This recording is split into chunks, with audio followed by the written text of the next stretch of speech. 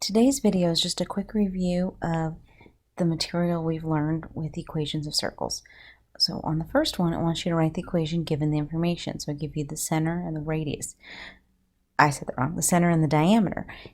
You cannot write the equation unless you know the radius. So to find the radius, you're going to take the diameter and divide it by 2. It doesn't divide evenly, so we're going to leave it as a fraction. So we write our equation. X minus 0 squared is just going to be x squared. Plus, if you wrote the minus 0 there, it wouldn't be counted wrong, y minus 8 squared equals, and over here we're going to have our radius squared.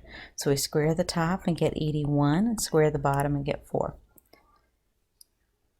On the second one, we need to write the equation given the center and a point on the circle. So the left part of the circle, or the equation, is easy. That just gives us x minus 6 squared plus y plus 4 squared equals, now what we're missing is the radius squared. So we're going to find the radius squared by plugging it to the modified distance formula. So that's going to be 7 minus 6 squared, because remember this is x1, y1, x2, y2. So 7 minus 6 squared plus 5 minus negative 4. Well, minus a negative is plus a positive.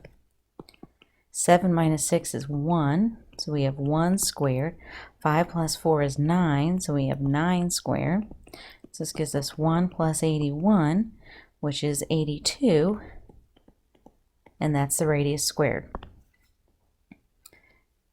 Number 3, the center, you just read the opposite, so it's going to be positive 6, negative 2. This number here, though, is the radius squared, so to find the radius, we have to take the square root of that. So we have 2 and 25, 5 and 5, so this simplifies to 5 square root 2. On the last one, to write the equation of the circle in standard form by completing the square, the first thing we need to do is group the x's and the y's. So I'm going to rewrite this as x squared minus 8x plus blank, because we're going to put a number there, plus y squared plus 6y plus blank, because we're going to put a number there, equals, and this positive 4 needs to go to the other side of the equation, so now it's negative 4. Now we need to fill in the numbers. Half of negative 8 is negative 4. Negative 4 squared is positive 16.